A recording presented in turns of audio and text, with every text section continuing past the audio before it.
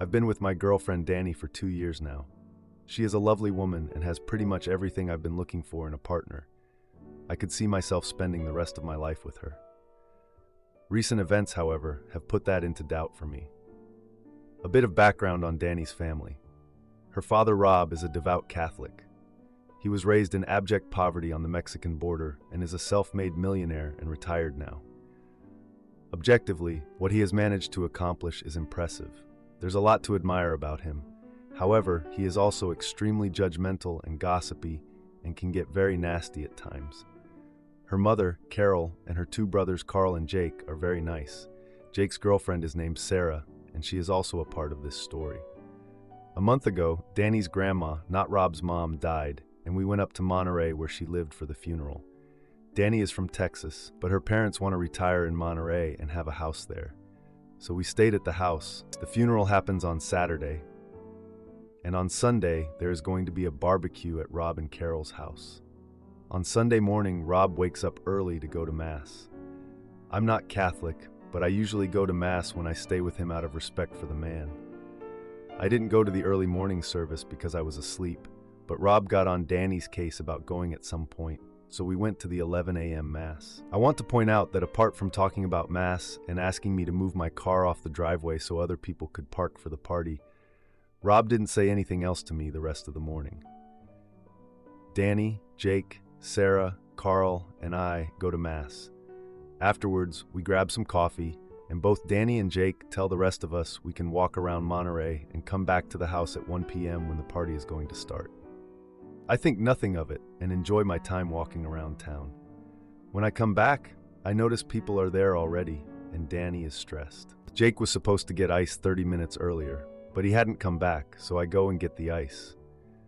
Then I sit down and chat with her aunts, uncles, and cousins, when out of nowhere, Rob comes in from barbecuing and starts going at me.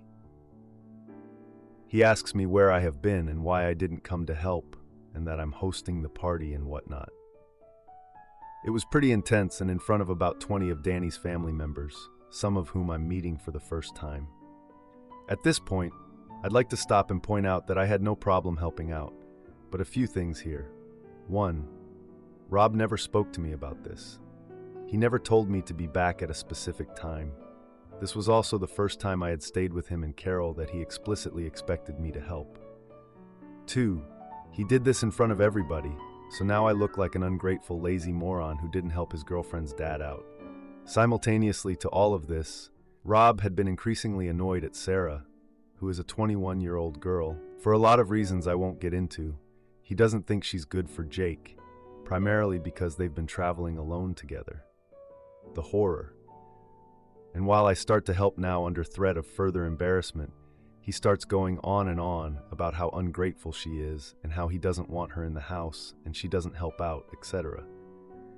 Not only did I not think Sarah deserved that criticism, but it was also very unpleasant to hear a 60-year-old man basically have insane beef with a young woman who really hasn't done anything to him.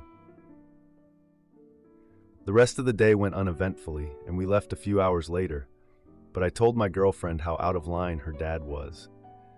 It's not something I really wanted to let go because I didn't want this to be my life for the next 30+ years, and my girlfriend said she understood, and she agreed. I later found out that Carol also thought Rob had been rude, and he and Jake got into a huge fight, mainly over the treatment of Sarah, but also the way he spoke to me. A few days later, Rob texted me to talk. When I replied back with some times, he mentioned they were burying Grandma that day, and it would be tough to reschedule. I called him at night after work. He did not pick up. A week later, Danny called him to talk to him. From what I understand, he basically turned it back on her and said it was her responsibility to let me know what the expectations for the family were. I told her that was ridiculous, and again, he should just talk to me if he wants me to do something. For the rest of the month, he did not get in touch with me. Now for an update. His birthday was yesterday, and Danny went to Monterey to spend time with him. I personally did not want to stay in a house with a guy who weaponizes his hospitality and has the communication skills of a brick, so I decided to stay back. Mercifully, my own parents came to visit coincidentally that weekend, so I had an excuse to stay back. I called and texted Rob for his birthday yesterday. At the end of my message, I asked if we could schedule some time to talk this week. The man's response? Thank you. I'm about at the end of my rope. My own parents have been nothing but amazing and caring to Danny, and then I'm stuck with this passive-aggressive individual. He refuses to speak to me or call me back and insists on playing telephone through his daughter. I'm at the point where I never want to accept anything from this man again, and I need to have a serious conversation with Danny about spending Thanksgiving and Christmas with her family. I understand it's her family, so she has to deal with it, but I really don't think she understands how unwilling I am to let this go because, again, if I do, then this is my life until Rob passes away. And what kind of family life is that? Any advice anyone has on this? Now for a few comments before the update. Comment 1. Let me preface what I'm about to say by telling you that I've never been in that situation and have only ever experienced loving and supportive in-laws. But it sounds like this has the potential to turn into a lifelong issue if you marry your girlfriend. I'd definitely talk to Rob, face to face if possible. There's no need to escalate. In fact, be very respectful. But explain you have absolutely no issue helping out at any time because you feel part of the family. However, you had zero clue about what was expected, nor what role you should play. Worse, it was a funeral, and unwilling to offend, you stood back out of respect because it wasn't your home. Explain that if he wants you to be more proactive, then he needs to tell you that. After that, tell him that his approach now concerns your future relationship with his daughter and him, because you don't want the next 40 or so years to be like the past month or so. For his daughter's sake, his peace of mind, your sanity, and his relationship with you, he needs to look at how he responds to this in a different way, because it's not acceptable to you. Don't be confrontational, but don't let him push you around either. Comment 2. You need to drop the rope. This isn't your problem to handle. It's your girlfriend's responsibility to handle her family. She can either set some boundaries with her father, tell him that his behavior isn't acceptable, what the consequences will be if he doesn't shape up, and then actually follow through on those consequences. Or she can keep him away from you. She shouldn't require you to attend family events he's at, maybe not even attend herself. Build separate relationships with her reasonable family members. If she's not willing to step up and resolve the problem, then yeah, I would seriously consider leaving if I were you. Life's too short to deal with situations like this. Now for the update. I know I said I was done with my rant about Rob, but I just had to update everyone on what happened during Thanksgiving. For some context, 2 weeks ago, I had this big fight with Rob, and it was just as bad as everyone thought. In front of all of Danny's family, he completely belittled my career and made some really nasty comments about me. It was honestly one of the worst experiences of my life. Still, I knew I had to talk to Danny about all this stuff, so I decided we should go somewhere nice and chat, just the two of us. I took her to this cute little Italian place we like, and we had a nice dinner. I really loved Danny, and I wanted to take her somewhere nice, even though I knew we had to tackle some serious issues. So we sat down, and I started off by saying I didn't want to make her choose between me and her family. I know it's a lot to ask, and I just wanted to be on the same page about how we were going to deal with these family gatherings in the future.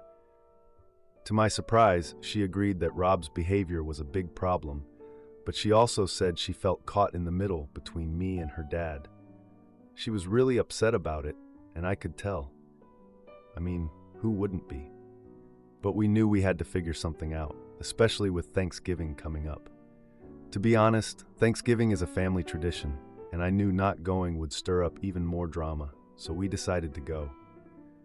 We talked about how we could set some boundaries with her dad during dinner. I don't know how well that would go down, but we knew we had to try. Fast forward to Thanksgiving Day, and we got to Rob's house early to help set up. It was awkward at first, but we just tried to keep it light. What else could we do? But Rob greeted us coldly. He made some comment about how it was nice to see us early for once. Yeah, not exactly a warm welcome. As dinner time rolled around, Rob made a toast that included this jab about lazy boyfriends. The whole family was there, and I just felt so embarrassed. I know he was talking about me, and I just couldn't believe it. I mean, who does that? Just try to ruin someone's holiday like that. Danny's sister, Emily, tried to lighten the mood by sharing about a promotion she recently got. But Rob just turned the conversation back to his own financial successes, overshadowing Emily's big moment. It was honestly so rude. After dinner, we all gathered in the living room for dessert. Rob started talking about his investment strategies, and I just wanted to scream. Why can't we have one evening where we don't have to hear about his money? He asked me about my career plans, but it was like he was talking down to me. I told him about my plans, and he interrupted, saying he would never understand a career in the arts. I mean, what in but? Danny really defended me, though. She said I work hard and I'm passionate about what I do. I just love her so much for that. But Rob just dismissed her, saying it was time for her to grow up and find someone more ambitious. Ugh, can you believe that? I was so done with this, so I went into the kitchen. I just needed a moment to breathe. But then I overheard Rob berating Danny about her choice to date me. I couldn't take it anymore, so I confronted him in the kitchen. I demanded some respect for our relationship. He scoffed, acting like he was just looking out for his daughter. We got into it, and Rob started yelling. He just wouldn't stop. Danny was there trying to calm us both down, but it was a mess. That night, we ended up in Danny's childhood bedroom, and I just needed to hold her. A few days later, I got a text from Rob demanding to meet up and talk about what happened. I knew I had to confront him directly, so I agreed to meet him at a diner. I didn't want to put Danny in that situation, so I went alone. During the meeting, Rob accused me of trying to steal Danny away from her family. I just calmly explained that my intention was to protect her from all the negativity. But then he threatened to cut her off financially if she chose to be with me. This guy is something else, I swear. I mean, I knew he was controlling, but this was just next level. After that conversation, I knew I had to show Danny the truth about her father's behavior.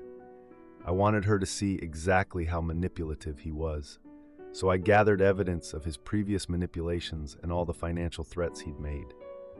I wanted her to see it all for herself.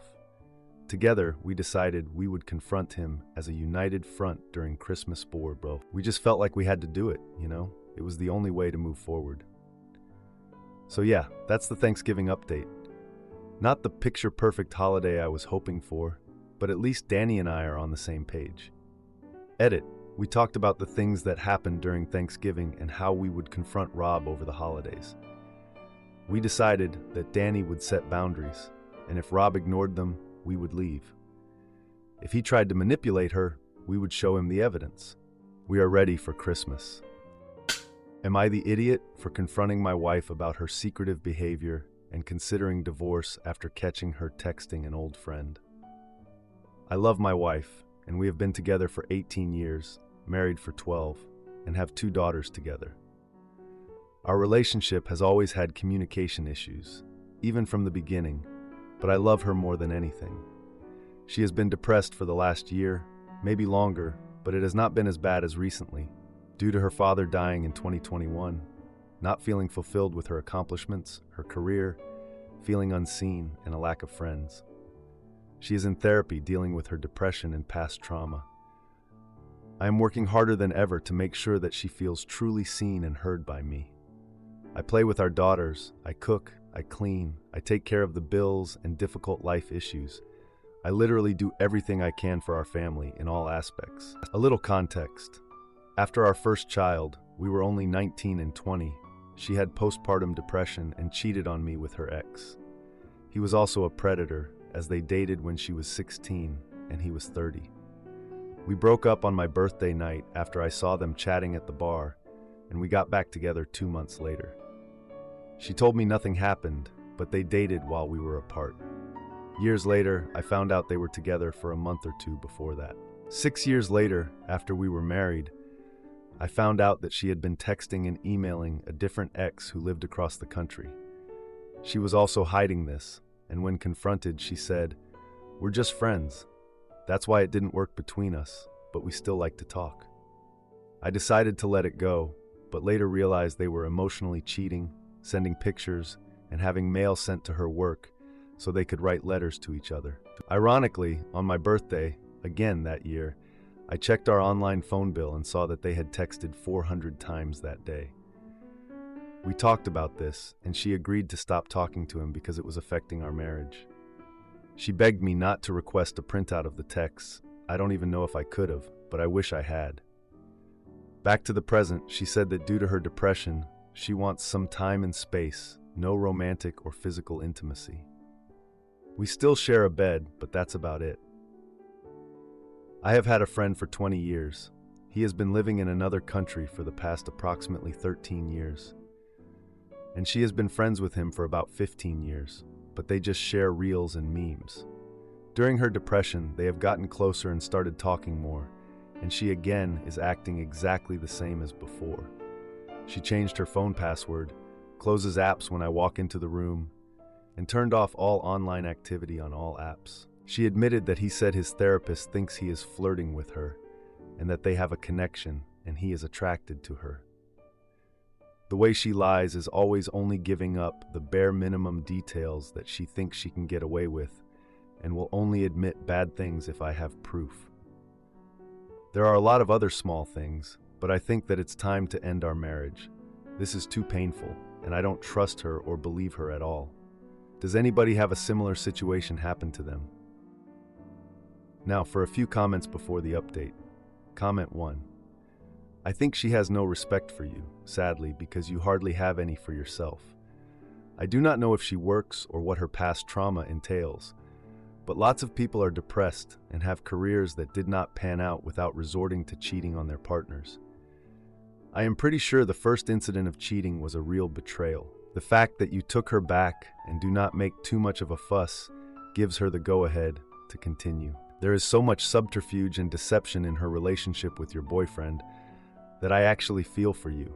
They are so blatant. You need to stand up for yourself and ask her to choose whether she wants to play the field or be married. Personally, I would recommend you get your ducks in a row and leave. Sadly, no matter how much you love her, she loves cheating more than she loves you. Sorry, you also have to lose a friend, who is no friend of yours in truth. Comment 2. Fool me one time, shame on you. Fool me twice, can't put the blame on you. Fool me 3 times, forget the peace sign. Load the chopper, let it rain on you. She's only telling you parts of the story to make her guilt feel less or to show that she wasn't completely hiding it. She sounds aware, but unwilling to stop. If she can't respect the boundaries and can't give herself to the relationship the amount you need, it's okay to move on and look after yourself and your girls while she sorts herself out. It's unfair that she's sorting herself out while you're giving your all and your feelings aren't being considered. Now for the update. 2 days after my last post, I noticed my wife, Sarah, was spending more time on her phone while I was at home.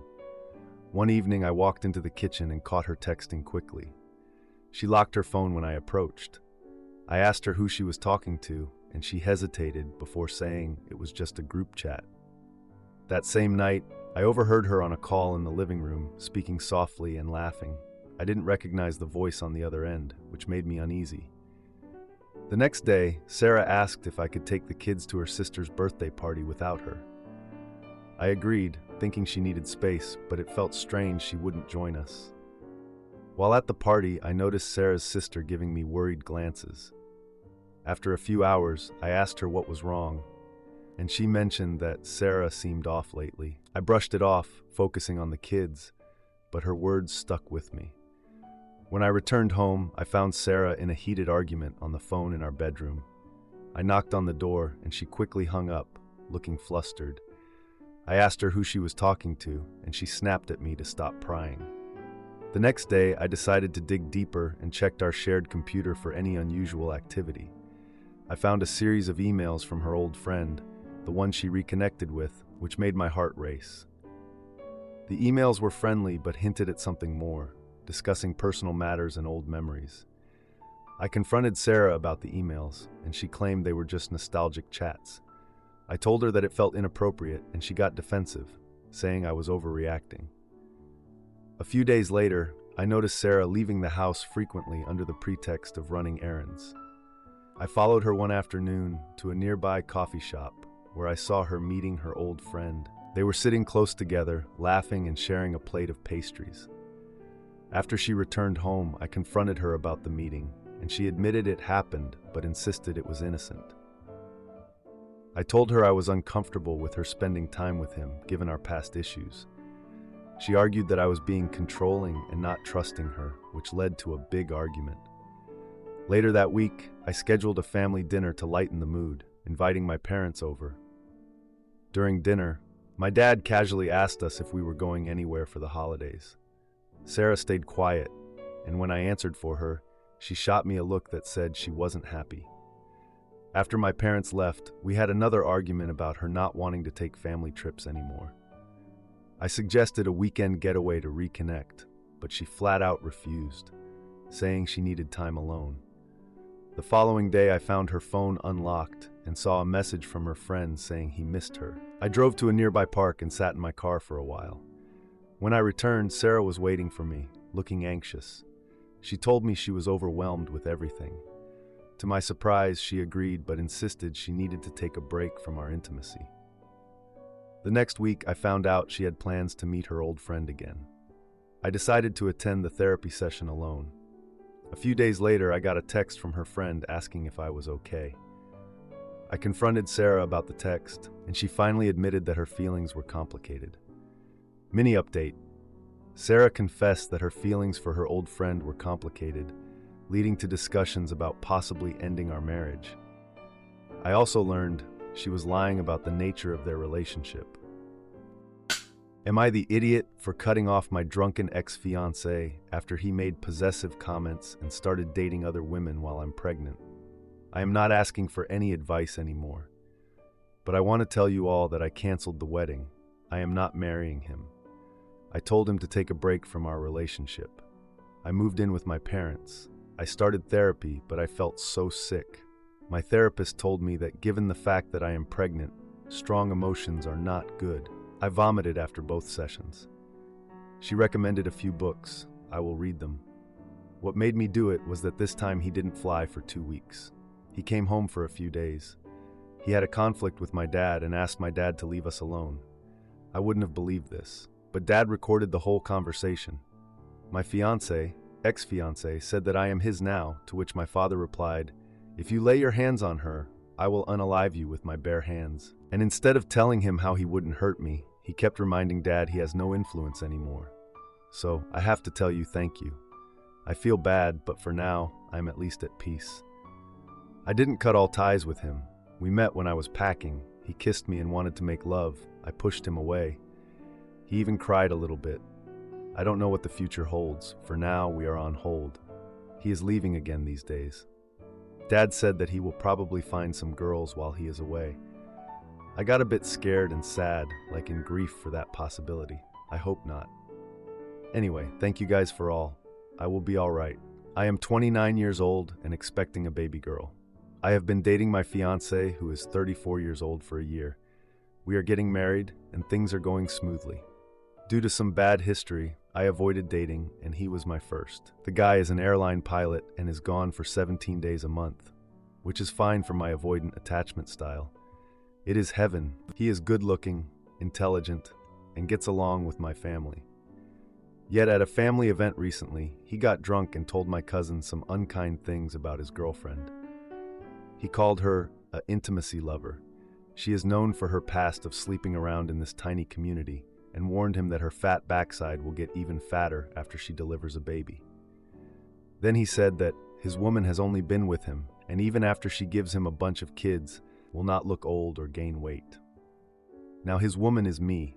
I found the wording very mean, and also to give him kids, like a child is something a wife gives to her husband. I don't know what to think about all this. He was extremely drunk. He spent the night on all fours vomiting in the toilet. My cousin put him in the car and took him to my place. And now some memories come to my mind. I am fit as I hit the gym daily, but during winter, I gain a bit of weight. He was not mean or anything, but bought me some jeans that were small to motivate me to lose weight. He said it was a joke though.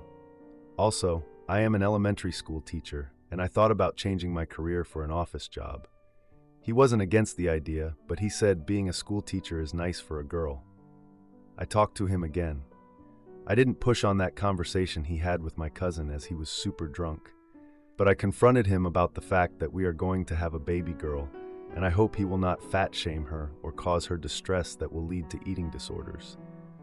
For just a few minutes he was calm, but in the end told me my head is full of feminist nonsense and left, closing the door hard behind him. Then he returned maybe 35 minutes later and apologized.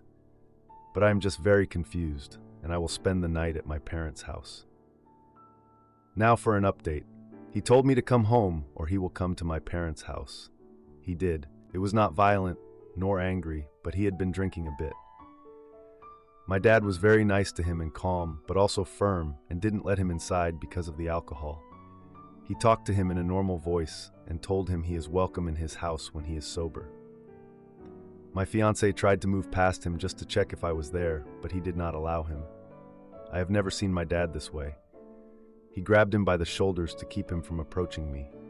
In the end, Dad convinced him to go back home and also went with him to have a talk. My dad is driving, so everyone is safe. I think this will help a lot, actually. Now, for a few comments before the update. Comment 1. Info. Can you still get him baby on a living? Otherwise, you will be connected to your ex-partner forever. I truly hope you can still get one in order to never have to deal with him again. Comment 2. No, he is not your guy. Plus, he is being disrespectful to quite a few people. What airline is he working for, so I do not get on that plane? He sounds unhinged. Now for the update. I'm back with an update, and trust me, this one comes with a ton of tea.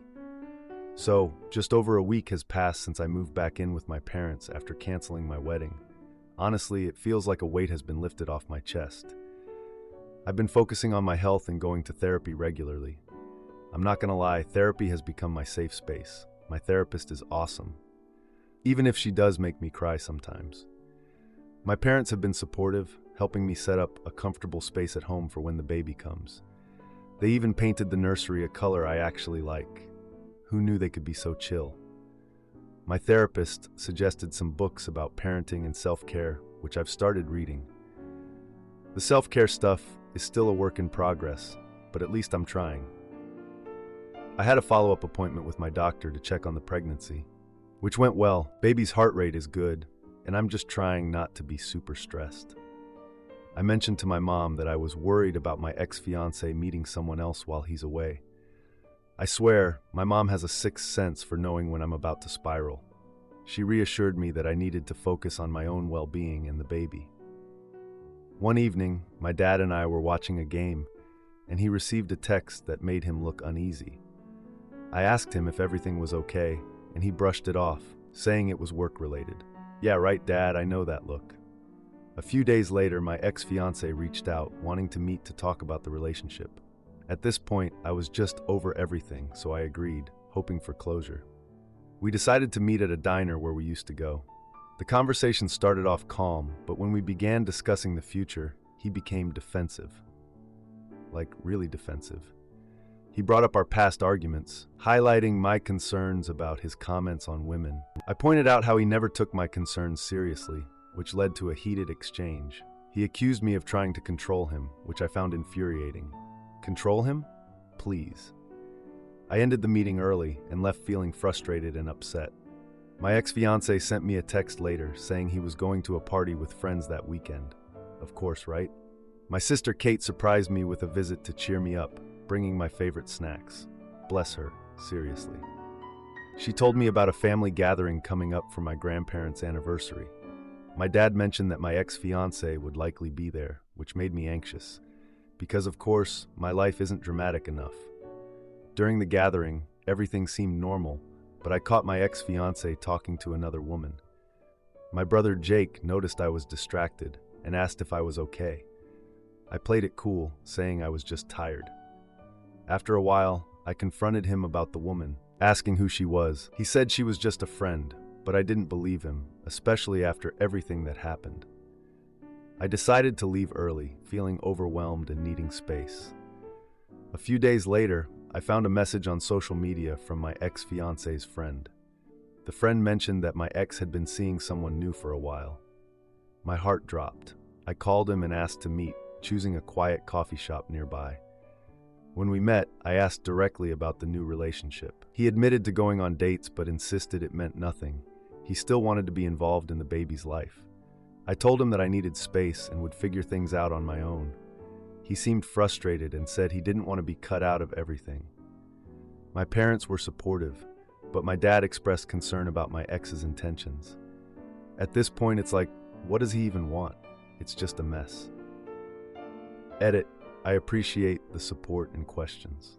I want to clarify a few things. My therapist has been incredible, and I'm focusing on my health and coping strategies. The text my dad received was related to work, but it did make me uneasy. I don't know if my ex-fiance's friend was being truthful about him seeing someone else, but it felt like a betrayal. I have no plans to reconcile or get back together with him. I want to raise my daughter independently. The family event was uncomfortable, but my parents are protective, which I appreciate. I'm trying to stay positive for my baby. If you like this video, you'll probably like these too. Also, while you're here, please consider subscribing. It's your support that keeps this channel alive and allows me to make better and longer videos. Have a great day.